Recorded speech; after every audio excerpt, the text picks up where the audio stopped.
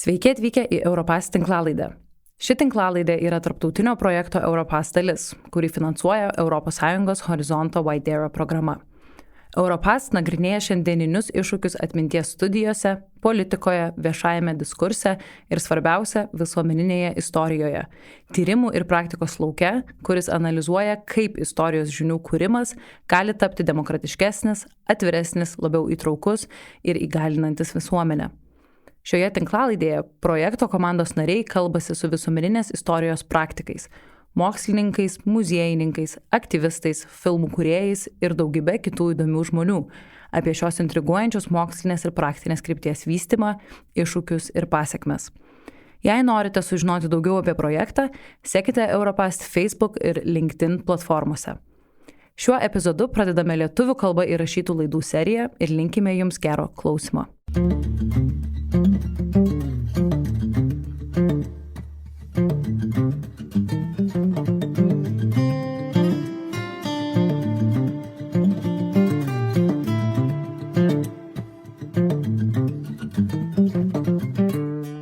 Labadiena, mano vardas Violeta Davoliūtė, aš esu Vilniaus universiteto tarptautinių santykių ir politikos mokslų instituto profesorė, projekto Europass vadovė. Šiuo metu esame Vilniaus universitete ir pradedame projekto Europass lietuviškųjų tinklalaidžių ciklą.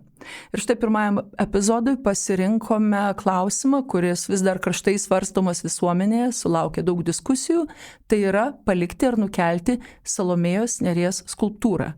Klausytojams priminsiu, jog Salomėjos Nėries skulptūra buvo pastatyta 1974 metais, skulptūros autorius Vladas Vildžiūnas su kolegomis, o mokykla buvo pavadinta Salomėjos Nėries vardu 1946 metais. Tai yra tuoj pat po Antrojo pasaulinio karo. Tačiau neseniai mokyklos vardas buvo pakeistas, tai yra Vyčio gimnazija, ir dėl to kilo įvairiausių diskusijų, o štai dabar diskusijos tęsiasi toliau būtent dėl skulptūros. Ir šiandien su mumis turime du labai įdomius žmonės, dirbančius skirtingose srityse, tačiau juos jungia tai, jog didelę dalį savo gyvenimo jie praleido būtent toje mokykloje, greta tos skulptūros. Vienas iš jų yra garsus aktorius, komikas Džiugas Siaurusaitis, Lietuvoje plačiausiai žinomas turbūt dėl to, jog įgarsino garsųjį Homerį Simpsoną. Labadiena, Džiugai. Labai ačiū, kad atvykot. Labadiena, taip. Ačiū Jums, kad pakvietėt. Kita pašnekovė – profesorė Dovilė Budrytė, garsi politologė, šiuo metu dirbanti Georgia Gwinnett College Amerikoje, o taip pat daug rašanti ir komentuojanti Lietuvoje. Ji yra Europass komandos narė, neseniai tapo žurnalo Lituanus redaktorė. Dovilė yra Džiugo buvusi klasiokė. Labadiena, Dovilė. Labai ačiū, Violeta, už kvietimą. Taigi, dėl Salomėjos Nėries mokyklos ir dėl tos skulptūros. Ką jums iš principo reiškia tos mokyklos atmintis? Su ta mokykla susijusia, prisiminimai, kažkokie asmeninės biografijos niuansai ir panašiai. Nuo ko pradėsim? Šį sykį nuo Dovilės. Gerai, ačiū, Violeta. Iš tiesų labai platus klausimas ir jeigu pradėsim kalbėti apie visus prisiminimus, tai turbūt mes tikrai čia ilgai sėdėsime, tačiau norėčiau tiesiog keletą akcentų pasakyti. Ar ne? Manau, kad man su Salomėjos Nėries mokykla siejasi, pasakyčiau, laisvės jausmas. Kažkaip man atrodo, galbūt iš tiesų mūsų mokykla buvo šiek tiek laisvesnė, šiek tiek meniškesnė galbūt negu kitos mokyklos ir iš tiesų buvo kažkiek, man atrodo, daug tos vakarietiško pasaulio įtakos. Mes žinome apie Londoną, mes žinome apie Ameriką. Mūsų mokykla buvo iš tiesų istorinių įvykių liudininkė. Dabar nebepasakysiu kelintais metais, bet visada pasakoju savo studentams, kaip Gorbačiovas susitarė su Reiganu ir pasiuntė 15 žmonių iš mūsų mokyklos į Ameriką. Ir taip aš atsidūriau Amerikoje, ar ne? Bet kas labai įdomu buvo, kuriais metais kalbame? Čia mes kalbam gal 88 metais, gal 87, ar ne? Bet aš vieną dalyką labai norėčiau pasakyti, kad buvo klasėje demokratiški rinkimai. Ir ta prasme, aš nebuvau ten labai populiari, buvau pirmūnė, tokia, galvoju, manęs tai tikrai neišrinks. Bet visi klasiokai išrinko mane ir dar kitus pirmūnus ir ta prasme, nusprendė, kokius čia vaikus siųsti į tą Ameriką, ar ne? Tai žodžiu, ta kažkokia demokratinė dvasia buvo net ir to sovietmečio laikotarpiu. Ir tiesiog net jau tada, kai baigėsi tas, žodžiu, šaltasis karas, mūsų mokykla kaip ir pirmoji buvo įsiliejusi į tą Lietuvos vakarėjimo procesą, ar ne? Na ir galiu tęsti be galo, kad iš tiesų mokykloje mokėsi daug labai žymių žmonių ir iš tiesų jie daug prisidėjo prie Lietuvos kelio į vakarus, prie Lietuvos stiprėjimo proceso, ar ne, bet ir mokantis toje mokykloje kažkokiu buvo tokių laisvės vėjų, aš net nežinau, kaip tiksliai tai apibūdinti, bet iš tiesų mokėmės ir apie vakarų literatūrą ir buvo ir įvairių pasipriešinimo tokių gal epizodų, ta prasme, tai man prisiminimai kažkaip, jeigu taip vienu žodžiu pasakyčiau, kad man vis tiek Salomėjos Nėries mokykla labai siejasi su laisve ir ta pati Salomėja Nėris, nors ji dabar yra visaip įvertinama ir juodinama, man vis tiek kažkuo siejasi su menininkė, su tokia laisvė, su emocija ir tai galbūt būtų toks leitmotyvas mano tų prisiminimų.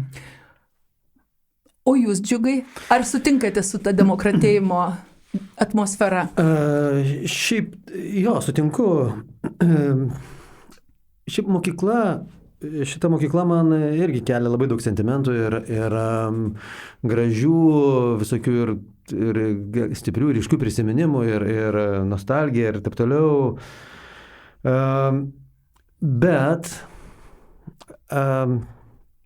Bet negaliu sutikti, kad man tą patį kelia Salomėja Nėris. Tai tiesiog man ta mokykla nesiasocijuoja su Salomėja Nėrim. Man asocijuojasi tik tiek, kad pavadinimas yra. Dėl ko mes vadinom Salam ar Salomėjkė. Tai tik dėl to nuo Salomėjos Nėries. Bet nei man patiko ar patinka Salomėjos Nėries poezija, nei man, ta prasme, tai tiesiog aš truputį atskiriu tos dalykus. Mokyklą ir kompaniją, klasės draugus ir visą tą bendruomenę nuo to įvardinimo mokyklos. Tai aš dabar man visiškai neskauda, kad ją pervadino į Vyčio gimnaziją. O tuo metu jautėte pasipriešinimą pavadinimui? Juk turbūt mokykloje mokėte Salomėjos Nėries eilėraščius. Taip, buvo verčiami, pasapnuoki motinėlę, tu galvelę vaiko. Jėzau. Ir tuo metu jautėte tam pasipriešinimą? Jo. Tai viskas, aš matyt, buvau taip auklėjimas, kad man viskas, kas yra susiję kažkiek su tarybiniais dalykais, aš jaučiau pasipriešinimą tam. Tai prasme, ir tas Petras Cvirka, ir kiti tokie rašytojai ir poetai, kurie kolaboravo su tarybinė valdžia, nejaučiau jiem jokios meilės, nepriklausomai nuo to, ar jie ten buvo labai talentingi ar ne. Ir tiesiog, čia galbūt, jeigu klausimas eina apie paminklą, tai aš tikrai nesimčiau ginčytis, ar Salomėja Nėris yra labai talentinga ir daug nusipelniusi ir poetė, ar ne. Tiesiog, kai kam gal taip, kai kam ne. Man jos poezija nėra priimtina, kai kam priimtina. Bet aš dėl to nematau problemos ir aš tikrai nemanau smerkti žmonių dėl to, kurie mėgsta Salomėjos Nėries poeziją. Bet kaip kolaborantai, tai mano galva, tai paminklui nėra vieta. Tai aš nesakau, kad reiktų jas knygas uždrausti ir sudeginti. Tik jokių būdų ne. Kam patinka, tegul skaito. Bet paminklų mes dažniausiai įprasminam žmonės, kurie neina prieš Lietuvos valstybę. Taip. Mes dar grįšime prie paminklo. Bet dabar tokiu aspektu paklausiu, trupučiuką velnio advokatės vaidmenį užimdama. Salomėjos Nėries mokykla iš tikrųjų turėjo prestižinės mokyklos vardą. Tai buvo prestižinė mokykla, kuri buvo prieinama, galima sakyti, tik išrinktiesiems. Ne visi galėjo patekti Salomėjos Nėries mokyklą. Be abejo, ten šią mokyklą baigė daug garsių žmonių ir rašytojas, publicistas Sergejus Kanovičius ir Dalia Grybauskaitė, prezidentė ir Dovilė man išaiškino siūliai, verslininkai ir politikai, tiesa. Ir Tai ir mano kolega amžinatilsį Vytautas Šapranauskas. Taip, ir Vytautas Šapranauskas. Kernagis Vytautas. Taip, Vytautas Kernagis, daugybė meno žmonių, kurie buvo, galima sakyti, Vilniaus elitas. Aš pati esu kaimo ūkininkų palikuonė iš Kupiškio rajono ir mums man ta mokykla buvo absoliučiai net negalimybė, jokios, tai nebuvo kalba. Tai pirmiausia, kaip jūs ten atsidūrėte? Tai vis dėlto buvo to laikmečio kaip ir elito, tokia elito palikuonių mokykla. Tai čia nuo Dovilės pradėsiu, viskas atliekam viešą išpažintį. Taip, atliekam viešą išpažintį, ar ne? Aš prisipažinsiu, negyvenau tame rajone, man reikėjo eiti į 23 mokyklą. Bet mano tėvai, kurie irgi buvo, sakyčiau, tokie tipiniai lietuviški inteligentai, ar ne? Mano tėvas buvo iš kaimo, jis atsikraustė Vilnių, baigė aukštąjį mokslą ir mama irgi sunkiai gyveno, šeimos iš tiesų buvo daug trauminių patirčių Antro pasaulinio karo metais, bet irgi atsikraustė Vilnių ir buvo gydytoja, ar ne? Ir jiem kažkodėl darė didelį įspūdį, kad Salomėjos Nėries vidurinėje mokykloje mokė anglų kalbos. Ir jiem tai buvo iš tiesų atrodė tokia didelė pasiekiamybė. Aš nežinau, tiksliai reikės gal dar paklaus, kol tėvai gyvi yra, kaip ten viską jie sužinojo, bet vyko konkursas ir vedė mane, prisimenu, į tą konkursą Salomėjos Nėries mokykloje ir ten buvo mokytojai ir jie ten kažką liepė ar deklamuoti, ar dainuoti, žodžiu, tikrino klausą, ar ne? Aš nežinau, kaip aš ten pasirodžiau, bet kažkaip mane priėmė į tą mokyklą ir po to mano seserį priėmė. Ir mes po to kažkaip turėjom tokį kaip ir šeimos juoką, kad čia padėjo Budrių pavardė, nes visi galvojo, kad čia gal kokių žymių Budrių giminė, bet mes nebuvom tų. O kas buvo žymus Budriai? Žymus Budriai tai buvo ir muziejaus direktorius, ar ne, ir taip pat buvo muzikantai žymus, ta prasme labai populiari šita pavardė yra tokia, ar ne. Tai dėl to galvom, kad gal kažkas galvoja, kad mes susiję su tais žymiais žmonėm, ir dabar žinoma yra žymių žmonių pavardė Budrys. Bet iš tiesų tai tiesiog manau, kad kažkaip pasisekė ir priėmė tiek mane, mano seserį tą mokyklą, nors mes pagal rajoną, kaip tada, žodžiu, visus imdavo pagal rajoną ir čia kitus žmonės priimdavo taip savo, tai mums kaip ir nepriklausė į tą mokyklą. Bet tėvai matė, kad ta mokykla galbūt galės jums garantuoti gerą ateitį. Taip, jie kažkaip labai norėjo ir jiem ta anglų kalba tai atrodė tikrai kelias į vakarus ir jiem kažkaip atrodė, ir jie tikrai ir mano tėvo šeimoje, ir mamos šeimoje visgi labai vertinamas buvo išsilavinimas, ar ne? Mano tėvo šeimoje, pavyzdžiui, močiutė, tai ji darė viską, kad jos vaikai būtų išsimokslinę. Labai didžiavosi tuo, kad iš kaimo jie atsikėlė visi miestą ir ten vienas tapo Vilniaus universiteto profesorium, ten visi baigė aukštąjį, tai jai buvo didžiausias gyvenimo džiaugsmas, ar ne? Ir kad kelias vakarus ves per Vilnių ir per Salomėjos Nėries mokyklą. Matyt, buvo tokia mintis, aš nežinau, ar ten kažkas galvojo, kad čia būtinai kažkas pabėgs tuos vakarus, bet aišku, tie vakarai taip buvo... pabėga 88 metais. Dar iki nepriklausomybės. Kaip jums, Džiugai? Kaip jūs ten atsidūrėt ir kodėl? Čia vis dėlto yra istorija. Istorija gana panaši gal į Dovilės, bet aš beveik tam rajone gyvenau gal ant ribos, nes aš gyvenau prie Aušros buvusio kino teatro, tai čia prie Visų šventųjų, tai man labiau galbūt Vienuolio mokykla priklausė. Jūs augęs Vilniaus senamiestyje? Taip. Gimęs Vilniuje, kurio ligoniniai? O Jėzau, nepasakysiu, kurio ligoninė, žinau. O labai svarbu, prisiminkit dabar. Gerai, pagalvosiu šitą, tai va, tai jo, ir tai, bet mano sesuo irgi vyresnė už mane pradėjo eiti tenai ir aš 4 metais jaunesnis. Irgi, aš atsimenu, kad buvo irgi kažkoks, kaip stojamieji. Tai tėvai atvedė mane, dar aš atsimenu, jaunesnis pradėjau, 6 metų pradėjau eiti, tai atvedė mane į tą priėmimo komisiją. Tai sakė, skaičiuot moki?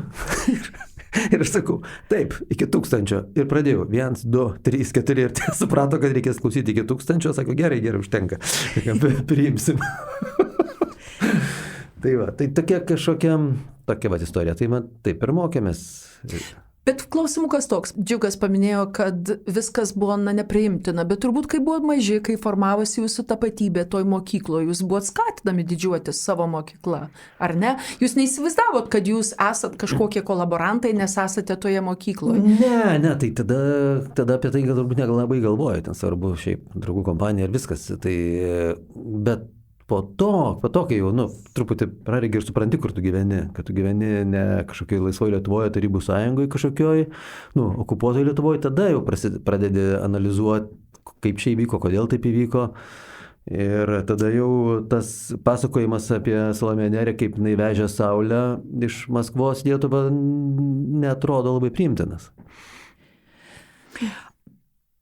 Žodžiu, vis tiek, tai buvo prestižinė mokykla, Dovilė paminėjo laisvę. Ar jūs iš tiesų jautėtės laisvesni? Na, iš tiesų, dabar kažkaip ir norėjau, tikrai labai įdomus klausimas, ar ne, nes tai vis tiek buvo kaip ir elito mokykla ir iš tiesų ir daugelio, nežinau, ar čia mitas ar ne mitas, bet pavyzdžiui, A klasė tai buvo labai labai elitinė, B tokia mažiau elitinė, C dar mažiau elitinė, o D tai buvo iš vis nebe elitinė ir tuos, kuriuos reikėjo kišti profkę, į profesinę mokyklą, tai visą D klasę ir išgrūdo į tą profesinę mokyklą. Pusė į kalėjimą, pusė į profesinę. Nes tada tais laikais, žodžiu, reikėjo kažką eiti į profesinės mokyklas ir šviesų rytojų tenai, žodžiu, statyti visaip ir niekas iš Salamos nenorėjo eiti tas profkės. Tai prisimenu, buvo mano dar kaimynas Agnius toks ir labai įkišo, sako, taip tau gerai bus, tu tik eiki tą profkę, čiagi šalia tavęs visai Pakalnės gatvėj. O jisai sako, ne, aš labai noriu toliau mokytis, ir taip išėjo. Bet aš tik noriu pasakyti, kad, iš tiesų, tas toksai yra sudėtingas santykis tiek su ta laisvė ar su tuo elitu, ar ne. Iš tiesų, prisimenu, kad, pavyzdžiui, tikrai kai kurie vaikai, galbūt mano sesers klasiai daugiau jautėsi, kad iš tiesų buvo to sovietinio elito vaikai, ar ne, ir ten visada turėjo mandarinų, bananų, ar ten dar vėl kažko, kad mes kažkaip gal iš to čia turbūt ir kitoms kartoms būdinga. Gal ir kartoms, taip, tai ten kai kurie gal daugiau kažką ten turėjo, kitokį statusą, bet aš norėjau pasakyti, kad galbūt man tas prisiminimas apie laisvę, nežinau, kiek jis yra sukonstruotas dabarties, ar ne, bet ateina būtent iš to, ką mes mokėmės pamokose, ar ne, ir man kažkaip, aš nežinau, gal čia paprieštarausiu Džiugui truputį, man kažkaip patiko ta Salomėjos Nėries poezija ir prisimenu, reikėjo mokytis jos eilėraščius ir gal mano tas skonis kitoks, bet man iki šiol jinai labai patinka ir man nebūtinai asocijuojasi būtent su pavergimu, man atrodo, čia buvo jos tokia gal laikina klaida, bet man kažkiek asocijuojasi ir tas vardas, ir identitetas mokyklos visgi asocijuojasi su laisvė, su kažkokiu vakarėjimo procesu, su Lietuva netgi, nors ir tai buvo, žinoma, sovietmetis ir mes buvom pavergti. Kokios asociacijos Džiugui kyla? Ką aš prisimenu iš mokslo apie Salomėją Nėrį, tai kas labiausiai įstrigo, tai kad turėjo vaiką su vilko gomuriu ir kiškio lūpą ir gyveno karsto formos kambarį. O iš kur čia tokios žinios? Čia mes mokėmės to. Bet kaip baisu, ar ne, kai pagalvoji, gimsta vaikas su negale, ar ne, ir faktiškai viskas, ką kiti kalba ir prisimena, yra tai, kad tavo vaikas turi kažkokią negalę ir fizinį defektą. Aš tik dabar apie tai pagalvojau. Kažkaip tas pabrėžiama yra visur apie ją, kad jinai, žodžiu, turėjo vaiką su negale. Aš užsikabinsiu truputėlį už to, ką dabar Dovilė pasakė. Nesigilinantis Salomėjos Nėries biografijos niuansus, dėl kurių gimsta karštų ginčių įvairiausių ir jie tęsiasi. Vienas dalykas yra akivaizdus, tai buvo žmogus, kuris tikrai išgyveno drastiškus epochų lūžius, ar ne? Pradėjo savo karjerą tarpukario Lietuvoje, nebuvo taip paprasta jaunai merginai būti poetė, rašyti eilėraščius apie palaidus plaukus ir vėją ir kažkokius ten emocinius ar erotinius impulsus tuo metu. Ir po to vėl viskas pasikeitė, ji gyveno visai skirtingose epochose. Šita prasme, jūs, ir aš irgi esame tos kartos žmonės, kurie tikrai gyveno skirtingose epochose ir turėjo nuolat perkurti savo tapatybę. Ar tikrai, net ir iš tam tikro tokio biografinio požiūrio, nesusijat savęs su jos, kaip gyvenimo trajektorija, kaip žmogus, kuris išgyveno, tokius epochų lūžius, tarpukario Lietuva, sovietinė Lietuva, jūs sovietinė Lietuva, nepriklausoma Lietuva. Jo, bet kad jinai, aš nežinau, kokius lūžius jinai išgyveno, ta prasme, nes jinai ten savo simpatijas, reiškia, tarybinę santvarkai jau reiškia tarpukario Lietuvoje, ta prasme, Smetonos Lietuvoje. Tai ir jinai labai tikslingai tą ėjo ir jai nieks nepasikeitė, tik tai tiek, kad jai buvo sunkiau, sakykime, tarybiniai, tai yra nepriklausomai tarpukario Lietuvoje, tada labai palengvėjo tarybiniai Lietuvoje. Ir viskas, o mum gal atvirkščiai yra, ta prasme. Ji buvo ateitininkė, tiesa, į vienu metu buvo ganėtinai religinga, tai buvo ir tarpukario Lietuvoje keletas lūžių ir tas posūkis kairiuosius sluoksnius, tai man atrodo irgi buvo jau toks, ar ne, Dovilė, gal? Keitėsi, man atrodo iš tiesų įdomi asmenybė ir iš tiesų labai keitėsi jos identitetas. Aš irgi nesu Salomėjos Nėries biografijos didelė žinovė, bet kiek man teko girdėti, apie tai beje nebuvo plačiai pasakojama, kiek prisimenu Salomėjos Nėries mokykloje. Mums daugiausiai, kad vis tiek, kiek prisimenu, kiek tose vadovėliuose jinai buvo pristatoma kaip tarybinė poetė, bet taip, jinaigi buvo labai iš tiesų labai kaip ir aktyvi katalikė, jos, man atrodo, šeimoje buvo ta katalikybė svarbu ir po to jinai pasuko, iš tiesų į kairę ir po to, bet iš kitos pusės, aš nežinau, aš pati Amerikoje baigiau katalikišką universitetą, ar ne?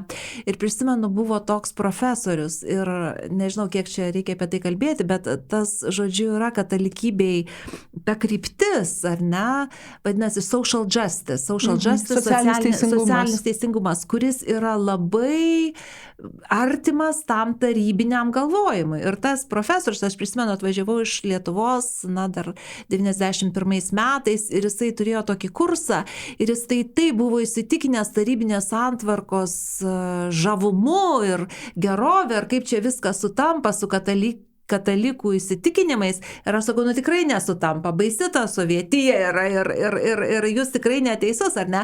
Bet manau, kad iš tiesų ir Salomėjos atveju tie lūžiai kažkokie ir tas susižavėjimas tarybinė santvarka, galbūt nesuprantant iki galo to politinio režimo žiaurumo aspektų, ar ne? Čia dar, man atrodo, yra galimybė apie tai pagalvoti, kaip jinai iš tiesų, kas jinai tokia buvo ir kokie tie lūžiai buvo, ar ne? Bet aš tik norėjau pasakyti, kad iš tiesų ir bent jau mano prisiminimuose, ar ne, iš tiesų net ir toj pačioje Amerikoje, katalikiškam universitete buvo žmonių, kurie tikrai žavėjosi tarybinę santvarką, žavėjosi socializmu. Ar Džiugas norėtų negyveni ten? Bet žiūrėkit, mes visi žinom, kad mes nesam Salomėjos Nėries ekspertai ir turim savo asmeninę nuomonę apie jos kūrybą, tad grįžkime prie mokyklos. Tai Džiugas sakė, jog nebuvo jokio, ne tai kad nuoskaudos, bet visai buvo negaila, jog tą mokyklą pervadino. Kodėl? Dėl to, kad aš neturėjau jokio nei emocinio, nei kitokio ryšio su Salomėja Nėrim, tai dėl to man visiškai, nebuvo, kad aš nešu čia Salomėjos Nėries vardą mokydamas į tą mokykloje. Ne, man tiesiog. O kaip kitiems buvusiems moksleiviams, su kuriais galbūt tenka bendrauti? Kaip kiti reagavo? Aš nežinau, bet reiktų paklausti. Dovilė, čia du turiu iš jūsų. Jo, kitą nuomonę. O gal dar kokį vieną pažįstat, ką aš čia žinau? Pažįstu, tai daug iš ten besimokius, bet niekada nesuklausęs jų apie koks santykis su Salomėja Nėrim, čia su poetė, bet šitą... Bet ar buvo daug diskusijų su bendruomenė, kitaip sakant, su buvusiais mokiniais, galbūt dar vienas kitas mokytojas yra išlikęs ar kažką. Ar tai buvo to viso sprendimo dalis ar ne? Aš iš tiesų nežinau. Tiesą sakant, ir aš nežinau. Ne, man atrodo, niekas nieko neklausė. Čia buvo ir LRT komentaras apie tai, kad nebuvo tų buvusių mokinių klausta nei mokytojų, ar ne. Man kiek teko kalbėti su pažįstamais, kurie baigė mokyklą, ar ne, kad Įvairių nuomonių yra, bet didelė dalimi vis tiek žmonės asocijuojasi su Salomėjos Nėries vardu, su paminklu. Ir ką tik teko susitikti prieš šį pokalbį su Salomėjos Nėries mokyklą baigusią moterimi ir jinai sakė, labai gaila paminklo ir labai gaila vardo, ar ne? Tai, bet iš tiesų, kad tokios diskusijos būtent su Salomėjos Nėries mokyklos bendruomenė, ar ne, tai nebuvo. Čia, man atrodo, tiesa. Bet kas yra tas Salomėjos Nėries mokyklos bendruomenė? Žmogus pasimokė ten kelis metus, jau čia bendruomeniais priskiriamas. Čia jeigu tarsiesi dėl kiekvienos tokių dalykų su visom bendruomenėm, tai čia nieko iš viso niekur nepajudės. Ar manot, kad yra tokių žmonių, kuriems gėda prisipažinti, jog jie į tą mokyklą? Ar teko tokių sutikti? Ne, manau, kad didžiuojasi atvirkščiai. Ir aš niekaip nesupratau, kaip po negimus ir neaugus Vilniuje, tai kodėl ta mokykla buvo tokia gera? Ar dėl to, kad mokytojai labai geri, ar dėl to, kad tie mokiniai buvo vilniečiai daugiausia, ar kad buvo laisvesni, ar dėl ko? Džiugo paprašysiu. Mokytojai įvairių buvo mokytojų. Buvo tikrai gerų ir kur tu jautėjai, reiškia, kad nepaisant to, kad jie dėsto ten vienokį ir kitokį dalyką per ten tokią prizmę, bet tu jautėjai visai, kad jis spinduliuoja visai ką kitą. Buvo tokių komunisčių, tokių senų kikimarų, reiškia, tada buvo visokių KGBistų, kaip Remenas, reiškia, ir pavaduotojas ir taip toliau.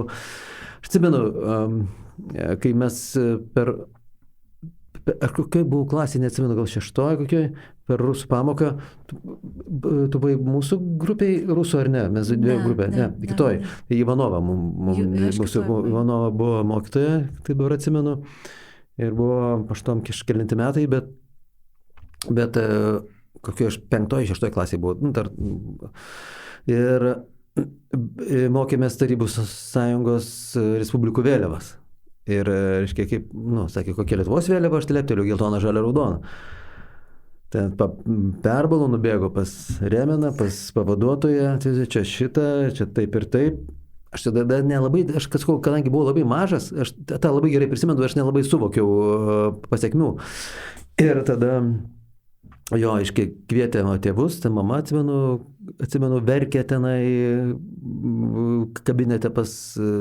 ar ten rusų tam kabinete, ar pas Remeną, neatsimenu dabar, bet jo, kad ten kažką atsiprašinėjo, kad ten namuose taip tipo, nėra auklėjimas ir taip toliau, nes ten grėsė, kažkaip tai išsisprendė, kažkaip užniveliavo tą dalyką. Ir kaip žinia, mes baigėm 89-ais, ne? Ir jau tada Gedimino bokšte trispalvė jau buvo iškelta. Ir aš nepamiršiu, kai aš atėjau, mokytoja dar tai dirbo. Ir aš atėjau ir sakau, учительница, так какого цвета флаг Lietuvai, a? Lietuviškai čia būtų, mokytoja, tai kokiosgi spalvos Lietuvos vėliava? Taip, ir aš taip vos ne kasdien užeidavau pas ją į kabinetą ir to klausdavau. Kaip tik norėjau paklausti dėl etninės sudėties, tai ar tik lietuviai etniniai mokėsi, ar buvo ir lenkų, žydų, totorių, kokia buvo etninės sudėtis mokinių ir mokytojų? Kažkaip mes apie tai nekalbėdavom daug, ta prasme... Bet rusiškai pasakė žmogus. Ne, tai rusų kalbos mokytoja. Bet šiaip, man atrodo, daugiausia buvo etniniai lietuviai. Gal vienas kitas buvo kitos tautybės žmogus, bet, kaip ir sovietinis elitas, ar ne, daugiausia lietuviai buvo. Tai, kad, manau, dėl to neturėtų stebinti. Daugiausia etniniai lietuviai. Neprisimenu, kad būtų daugiakultūriškumo ten daug. Ta mokykla tikrai yra labai įdomus reiškinys ir tikiuosi, kad dar bus tyrimų ir bus pokalbių su buvusiais mokiniais, skirtingom kartom, skaitant ir tuos žmonės, kuriuos minėjom. Bet keliaukim dabar link paties paminklo. Paminklas yra visai kas kita. Jau ne 46 metai, yra 70... Palaukit, kada čia 76 metais yra pastatytas tas paminklas. Atsiprašau, 74 metais pastatytas paminklas, modernizmo laikotarpis, Vladas Vildžiūnas gauna apdovanojimus už savo kūrybą jau nepriklausomoje Lietuvoje. Nepanašu, kad tas paminklas turi kažkokią tai totalitarinių režimų simboliką. Ką jums reiškia tas paminklas? Kaip jūs matėte jį tada ir kaip jūs matote jį dabar? Gal pradėsiu nuo Džiugo. Ar visai nematėt? Tiesiog mačiau, nes prie jo fotografuodavomės ten po baigus klasę su klasiokais, bet negaliu sakyti, ar man jis labai patiko ar nepatiko. Tiesiog nesureikščiau, nekreipiu dėmesio. Bet, kalbant apie paminklą, aš sakau, paminklui turi būti įvardinimi žmonės, kurie neturi dėmių praeities jokių. Ir jeigu imti kaip Vlado Vildžiūno kūrinį, tai jisai kažkur kitur gali puikiai rasti. Visą Grūto parką turim paminklų, ir talentingų, ir mažiau talentingų, bet tam, kad jis, kadangi jis kiršina visuomenę, tai reiktų jį nuimti, kad jis nebekiršintų. Nes dabar, ypač tokioje geopolitinėje situacijoje, kai 5 kolona kelia galvą, reiškia, ir naudojasi tokiais būtent atseit minkštąją tokia, kaip čia pasakyti, politinė jėga, tai manau, kad čia kaip tik reikėtų griežčiau elgtis ir nediskutuoti nei su bendruomenė, nei su visuomenė, o padaryti ir viskas. Nes čia dabar tiesiog Švenčionienė irgi eilės rašo. Ir ta Astrauskienė, ta mokytoja, irgi poezija trykšta per kraštus apie sudaužytą Lietuvą ir kaip Europai parsidavė ir taip toliau. Tai aš garantuoju, jeigu dabar vėl sugrįžtų, nedaug dievė, reiškia, čia rusai, tai ir tai Švenčionienė, tiek Astrauskienė būtų labai išgarbintos kaip poetės ir galbūt jom būtų pastatyti paminklai. Ir po to, jeigu vėl paskelbtų nepriklausomybę, ką jūs turėtumėt palikti? Manau, kad ne. Čia turbūt, kad sprendimas būtų ar palikti nepatogios praeities ženklus ir kažkaip mokytis iš to, kas įvyko, ar išvalyti iki to absoliutaus švarumo, kurį žiūrint, kaip mums pavyks pasiekti. Aš labai suprantu, kaip tą pasiekti. Tai reiškia, tada reiktų pakabinti tokią didelę lentą prie Salomėjos Nėries paminklo, didesnė už paminklą ir nuoroda į paminklą, kur išvardintos visos jos nuodėmės. Aš nemanau, kad tai irgi būtų išeitis, nežinau. Tavilė, profesorė politologė mums dabar paaiškins, kaip reikėtų daryti. Tai čia tikrai iš tiesų labai daug įdomių minčių susakėt ir net galvoju, kaip čia nuo ko pradėti, ar ne? Na, aš norėčiau pradėti nuo to, kad Džiugas pasakė, kai mes kiekvienais metais fotografavomės, ar ne? Ir kažkaip, aš nežinau, man kažkaip visgi... Ar Džiugas atsisakė nors vienais metais fotografuoti, ar ne? Ne, aš sakiau, kažkaip nesusimaščiau, bet aš komjaunuolis nebuvau. Prašau, viskas, išpažinti išlaužiam. Taip, bet man kažkaip, aš nežinau, man kažkaip siejasi iš tiesų tas fotografavimas, aš nežinau, kažkur yra tos nuotraukos, bet nežinau, man kažkaip siejasi su metų pabaiga ir nežinau, su kažkokiu dar vienu metų pasiekimu, ar kaip čia pasakius, man iš tiesų tas procesas buvo malonus. Aš prisipažinsiu, kad kažkaip su visais klasiokais nusifotografuoja ir turi tas nuotraukas, pasižiūri, čia vienais metais, čia kitais metais. Ta prasme, kaip ritualas toks buvo, aš nežinau, kažkoks tos buvimo mokykloje ritualas ir man jis kažkuo visgi išliko brangus. Ir nežinau, ir estetiniu požiūriu, manau, kad tas paminklas gan gražiai įsikomponuoja su erdve ir kaip matome, ir ne tik Vildžiūnas, bet ir architektai kartu dirbo ir tą visą taip, Gediminas Baravykas ir Gytis Ramunis. Taip, tas pastatas mokyklos toks baltas, pailgas ir tas paminklas bankuojantis. Aš nesu menininkė, nesu menotyrininkė, bet man iš tiesų gražu. Tai žinoma, galima tą paminklą kitur nukelti, bet tada, man atrodo, ta erdvė būtų visiškai suardyta, ar ne? Ir nežinau, man vis tiek jinai yra mano identiteto dalis. Sovietmetis, žinoma, tikrai nenoriu garbinti sovietmečio ir sakyti, kad buvo labai šaunu, visiškai ne, bet vis tiek, ir sovietmetyje kažkokie buvo, nežinau, laisvės akimirkos, kažkoks, nežinau, kažkokie laisvės proveržiai, vis tiek, kurie, man atrodo, toje mokykloje visgi buvo. Argi Vladas Vildžiūnas neturėjo problemų dėl savo skulptūros? Man atrodo, kad ji tokia yra per daug modernistinė. Taip, ir iš tiesų, jeigu pasižiūrės tą skulptūrą, ji kenčia, ten Salomėja Nėris nėra ten besišypsanti komjaunuolė ir nemanau, kad ta skulptūra yra visiška bevertė, tokia sovietinė propagandinė skulptūra, jinai iš tiesų kažkokia kančia yra, kažkoks susimąstymas, galbūt, nežinau, man ta skulptūra, aš pasižiūriu ją ir vis tiek man atrodo, kad aš matau kenčiantį žmogų. O ką Džiugas mato? Kenčiantį žmogų. Kenčia, kad iškelkis mane iš čia. Aš taip pat turiu prisiduoti šitoj diskusijoje ir sutikčiau su Džiugo pirmoju pasiūlymu, kad turėtų būti kažkokiu būdu, nežinau, gal ir interaktyviai pateikta informacija, kur būtų parodytos tos biografijos kolizijos, kad žmonės galėtų mokytis, kad buvo tie lūžiai, buvo pasirinkimai ir pasirinkimai buvo klaidingi ir taip toliau. Nes kitaip galima susidaryti įspūdį, kad yra žmonių arba asmenybių, kurie yra tokie plokšti kaip lenta. Kitaip sakant, neturi absoliučiai jokių praeities šešėlių ir kūdikystėje buvo geri, ir vaikystėje buvo geri, ir pasirinko viską teisingai, tai mes galimai nukeliausim link stalinizmo. Nes turbūt žinot, Stalino laikais juk galėjo būti tik tai juoda arba balta, tik tai geri arba blogi. Todėl Stalino laikais net nebuvo leidžiama vaizduoti, jo kažkas buvo patekęs į nelaisvę. Ar turėjo kokių nors apskritai abejonių? Jokio abejonių buvo negalima turėti. Arba tu esi, žodžiu, už Staliną, arba tu esi arba revoliucionierius, arba kontra. Arba tu esi už, arba tu esi prieš. Bet aš galvoju, gal tai yra vienintelis, o toks neišvengiamas pasirinkimas geopolitinio spaudimo sąlygomis, nežinau, čia Dovilė gali pasakyti. Dar aš noriu keletą dalykų pasakyti, nebūtinai tiesiogiai susijusius su šiuo klausimu, bet kur grįžti trupučiuką prie mūsų ankstesnės diskusijos, ar ne, ir būtent apie tą lentą. Aš nežinau, man atrodo, gal didelės labai nereikia. Kodėl ne?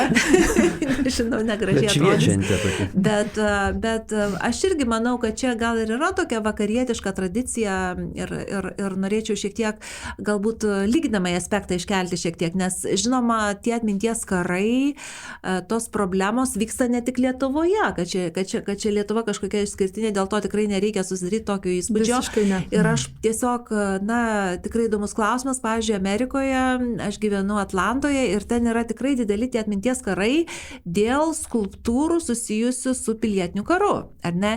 Ir ten yra tos skulptūros tikrai kartais menkavertės meniniu požiūriu, daug baisesnės negu Salomėjos Nėries paminklas, ar ne? Ir iš tiesų žmonės, kai kurie kovoja ir aš tiesą sakant, praeityje išreiškiau tą poziciją, kad man atrodo, kad jos turėtų būti nukeltos. Aš palaikiau afroamerikiečių poziciją, kuriem visą tai asocijuojasi su vergyje ir man iš tiesų atrodė teisingas sprendimas būtent tas skulptūras nukelti, arba galbūt netgi kitas atvejis yra būtent lentelė paaiškinanti kontekstą, ar ne, bet tai labai priklauso nuo meninės vertės, nes kai kurios tos skulptūros yra tikrai bent jau Amerikos pietuose visai menkavertės ir pastatytos vien tiems žmonėms, kurie tikrai buvo, niekšai.